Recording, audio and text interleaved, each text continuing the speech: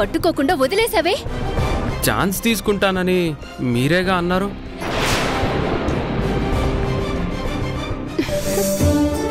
కుదిరిందా తిక్క? చేసుకున్న వాళ్ళకి చేసుకున్నంత మహదేవా అని ఊరికే అన్నారా? నడుము బెనికి లేవలేకపోతున్నావా? కమాన్. థ్యాంక్స్. నాకు ఎవరి హెల్ప్ అక్కర్లేదు.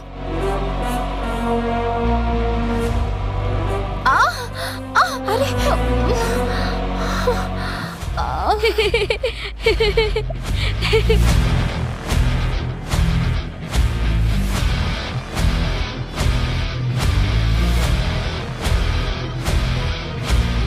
ఏంటి జంపింగ్ మ్యాన్, పాపం కదా. అడగకుండా పట్టుకుంటే నాకు పాపం తగులుతుంది కదా.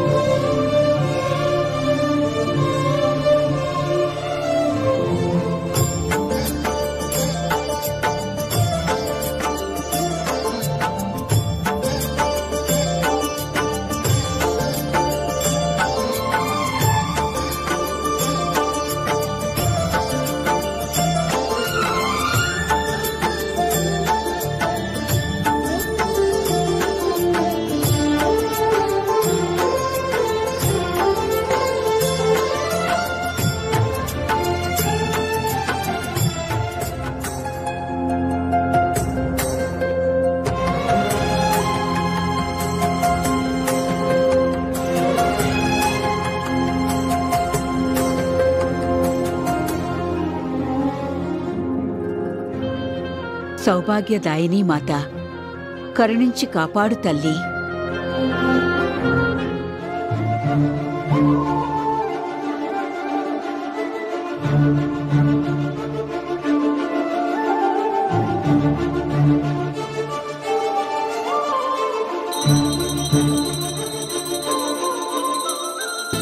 సర్వమంగళ మాంగళ్యే శివే సర్వార్థ సాధకే శరణ్యే త్రయంబకే దేవి నారాయణీ నమోస్తుతే.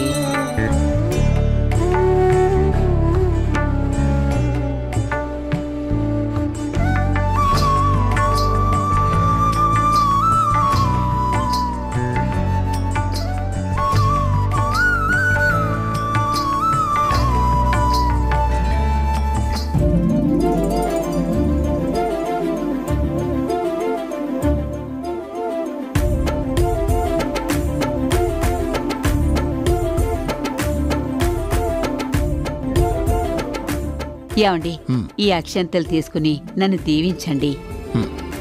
దీర్ఘ సుమంగళీ భవ. అమ్మా, ఇవాళ పండగ లాంటిదేమీ లేదు కదా, ప్రత్యేకంగా ఏంటి విశేషం? ఇవాళ నేను పుణ్యస్త్రీ వ్రతం చేసుకున్నానమ్మా.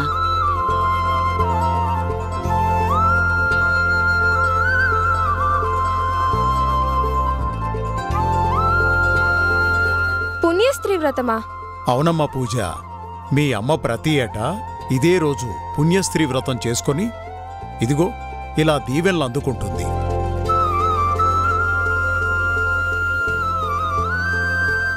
ఆ వ్రతం చేసుకుంటే ఏమవుతుందంట? ఎంతో పవిత్రమైన ఈ రోజున భక్తి శ్రద్ధలతో మంగళకరమైన పుణ్యశ్రీ వ్రతాన్ని చేసుకుంటే సుహాసిని అయిన ఆ గౌరీదేవి కటాక్షం వలన నేను సుమంగళిగా ఆయన చేతుల మీదే వెళ్ళిపోతాను. అదే నా చివరి ఆశ, కోరిక కూడాను.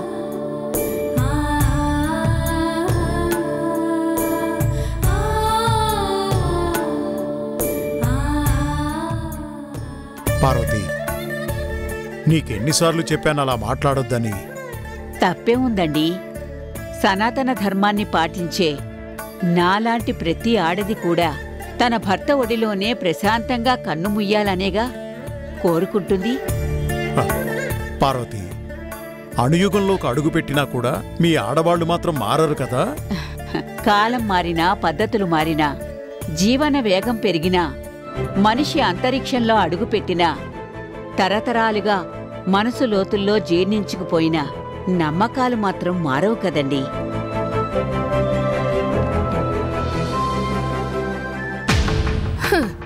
నమ్మకాలు కాదు, మూఢనమ్మకాలు. ఆఫ్టర్ ఆల్ ఓ వ్రతం చేసుకుంటేనే అన్నీ మనమనుకున్నట్టే జరిగిపోతాయా? నమ్మకం అనేది విశ్వాసం అనే పునాదుల మీద ఏర్పడేది. అది నీకు తెలుసా? అంటే ఈ పుణ్యస్త్రీ వ్రత మహత్యం వలన మాత్రమే కట్టుకున్నవాడు ఆయురారోగ్యాలతో ఉంటాడా?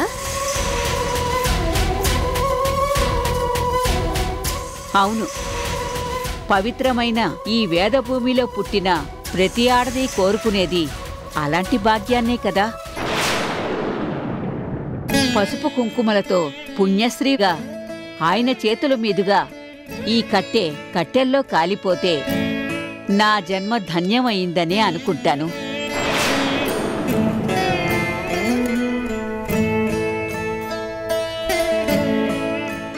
అబ్బబ్బబ్బబ్బబ్బా అక్క, మరీ బ్లాక్ అండ్ వైట్ సినిమాల కాలం నాటి మాటలు మాట్లాడుతున్నావు అక్క నువ్వు.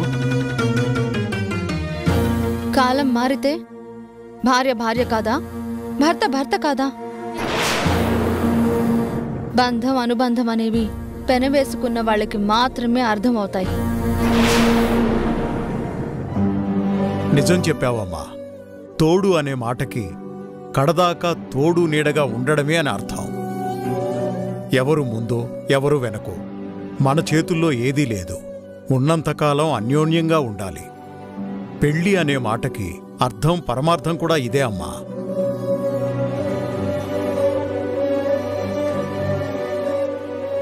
విన్నావా నందిని? పెళ్లి కాని వాళ్ళం అన్నీ మనకే తెలుసని పెద్దవాళ్లతో వాదించడం కరెక్ట్ కాదు అని ఇప్పటికైనా గ్రహిస్తే మంచిది. అంటే ఏం చెప్పినా గుడ్డిగా నమ్మేయాలా? ఏంటక్కా అంత అర్థం చేసుకున్నదానివి నువ్వు ఈ వ్రతం ఎందుకు చేసుకోలేదు?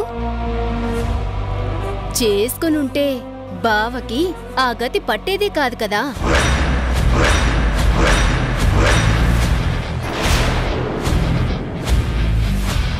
నందిని, నువ్వేం మాట్లాడుతున్నావో నీకు అర్థం అవుతుందా? ఇప్పుడు నేను అంత కాని మాటేమన్నాను? మీ నమ్మకం కరెక్టే అయితే నేను చెప్పింది నిజమే అనుకోవాలి కదా.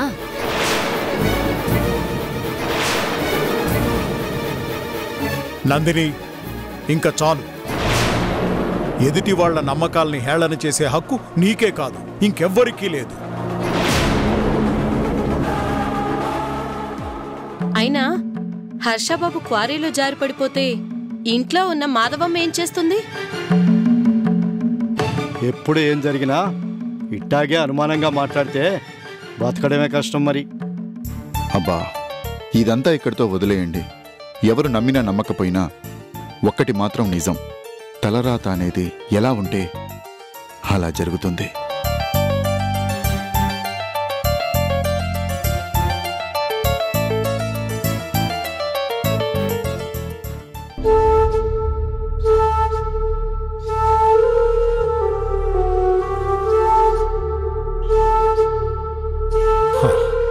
అమ్మా మాధవి, నందిని బుర్ర లేకుండా ఏదేదో వాగుతుంది. తన మాటల్ని నువ్వేం పట్టించుకోకమ్మా. అంత పెద్ద ప్రమాదం జరిగినా నువ్వు చేసుకున్న పుణ్యం వల్లే నీ భర్త నీకు దక్కాడు.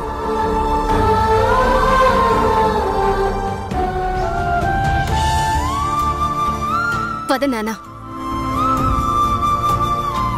ఏది ఎంత ప్రాప్తమో అంతే కదా మనకి దక్కేది. ఏం చేస్తాము? అవును పార్వతి, నువ్వు చెప్పింది నిజమే. వెళ్దాం పద.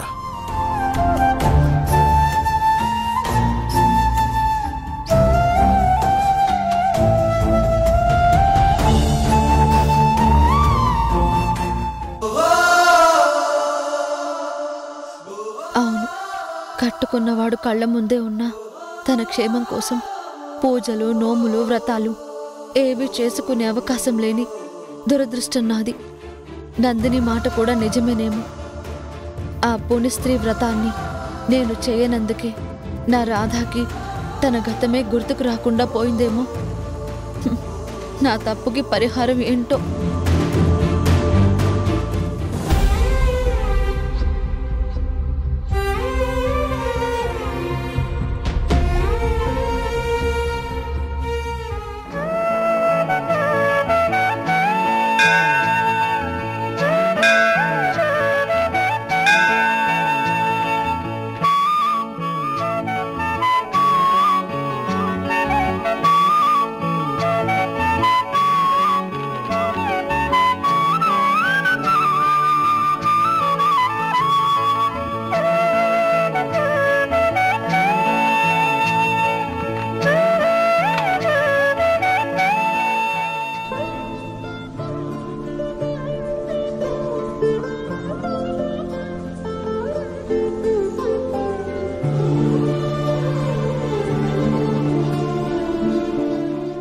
ఏంటి తల్లి, నా మనసులో కోరికని చెప్పుకొని నీకు ముడుపు కట్టినా ఇంకా ఫలితం లేదేంటి?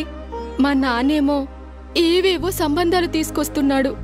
నా మీద ఎవరో కావాలనే నిందలు వేసి అవమానిస్తే బాధపడుతున్నాడు. అసలు శివతో నా పెళ్లి జరుగుతుందో లేదో అర్థమే కావడం లేదు.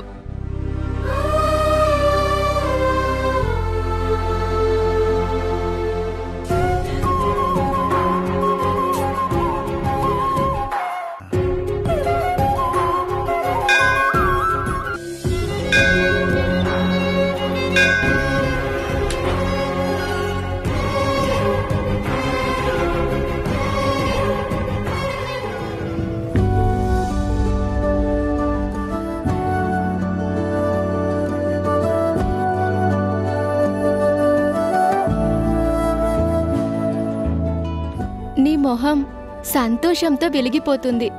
మనసులో కోరిక తీరిందా? నా పెళ్లి కుదిరింది. ముహూర్తాలు కూడా పెట్టేశారు. అవునా? నువ్వు ముడుపు కట్టి ఎన్నాళ్ళైంది? చాలా రోజులే అయింది. నేనిష్టపడ్డవాడితో పెళ్లికి మాత్రం మా ఇంట్లో వాళ్ళు ఒప్పుకోనే లేదు. మరి ముహూర్తాలు కూడా పెట్టారన్నా? అదంతా మొక్కుతాడు మహిమ. మొక్కుతాడా అంటే?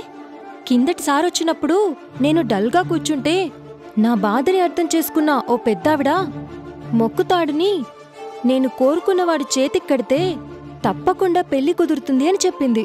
మొక్కుతాడికి అంత మహిమ ఉంటుందా? ఉంటుందా కాదు, ఉంది. ఆవిడ చెప్పినట్టే నేను చేశాను. టక్కున పెళ్లి కుదిరింది.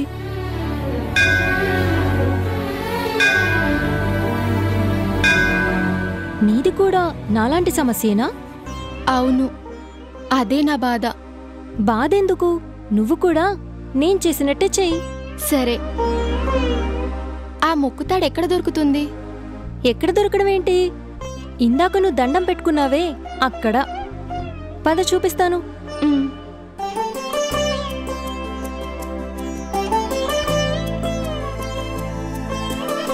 నువ్వు కట్టిన ముడిపేది? ఇదిగో ఇది. సరే, ఆ దారాల్లోంచి ఒక పసుపు తాడును తీసుకో. ముడుపు కట్టాక తీయొచ్చా? ఏం తప్పులేదంట, ఆ పెద్దావిడ చెప్పింది. సరే.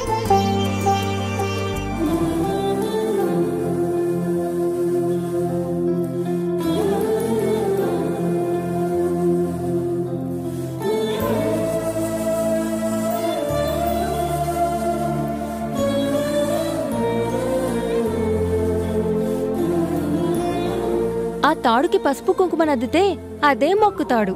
ఓ, అంతేనా?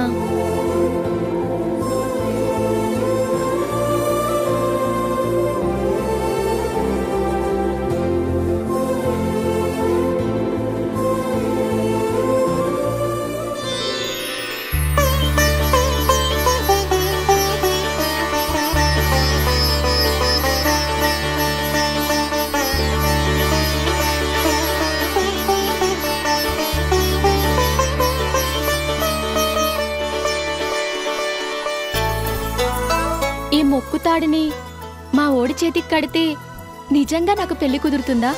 తప్పకుండా.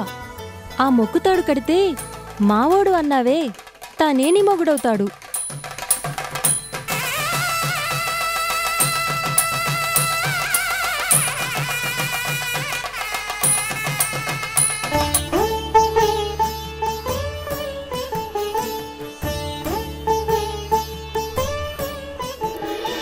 నాని వద్దమ్మా, తినను. నాని నాకు వద్దమ్మా.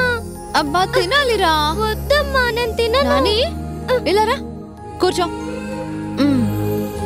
నా బంగారు కొండవి కదా, ఆకలేస్తుంది కదా నాన్న, తిను.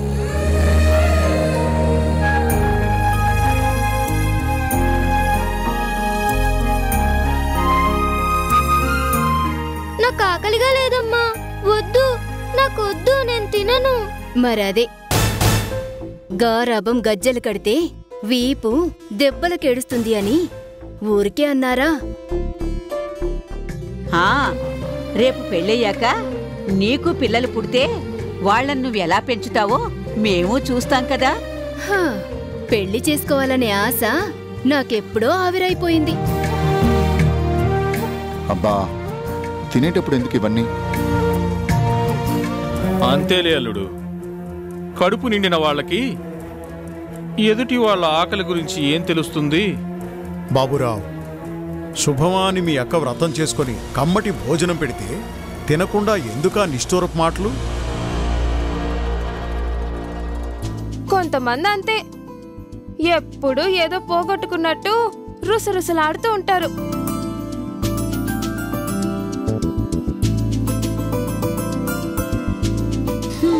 ఇదిగో కన్నా, నువ్వు బుద్ధిగా అన్నం తింటే ఇవాళ నేను నీకు మంచి గిఫ్ట్ ఇస్తాను. ముందు గిఫ్ట్ ఇస్తేనే అప్పుడు తింటాను. ఓహోహోహో.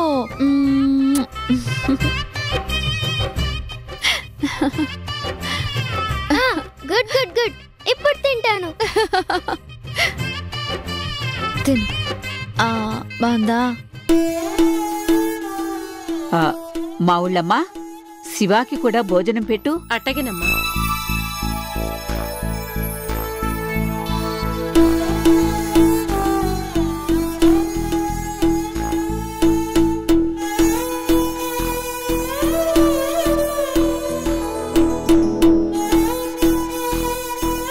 తీసుకో బాబు. నిదానంగా తినండి.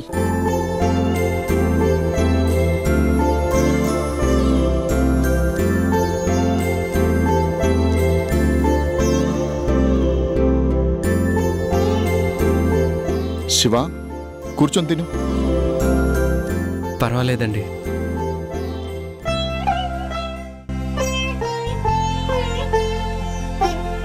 చూశారా అండి, పసివాణ్ణి బుజ్జగించడం మాధవికి ఎంత బాగా తెలుసో.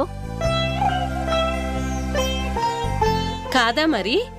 నానీ బాబంటే చిన్నమ్మగారికి పంచప్రాణాలు కదా.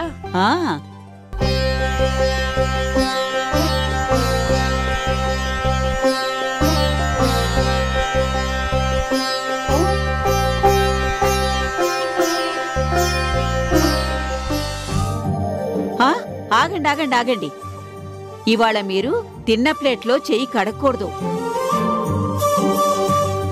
ఎందుకత్తయ్యా? అదంతే, ఆయనకి తెలుసు. గుర్తొచ్చింది. ఏడాదికొకసారి పుణ్యస్త్రీ వ్రతం చేసుకున్న రోజున నేను తిన్న ప్లేట్లోనే నువ్వు కూడా తినాలి, అంతేగా?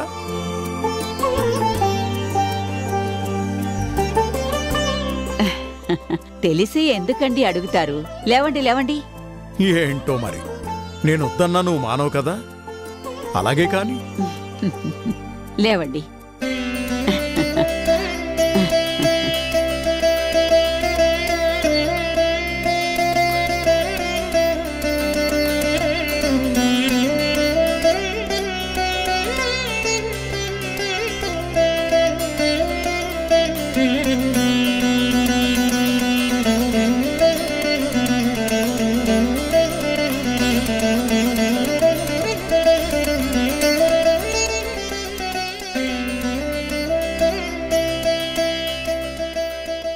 చిచ్చి, ఏంటది?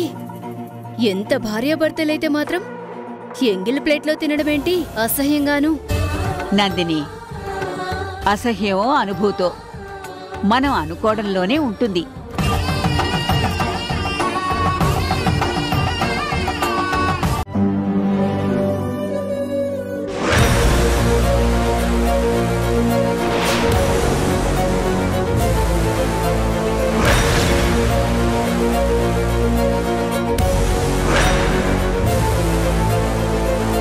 అక్క ఎవ్వరూ చూడకుండా ఆ శివగాడి ఎంగిలి కంచంలో అంత ఆశగా భోంచేస్తుందా?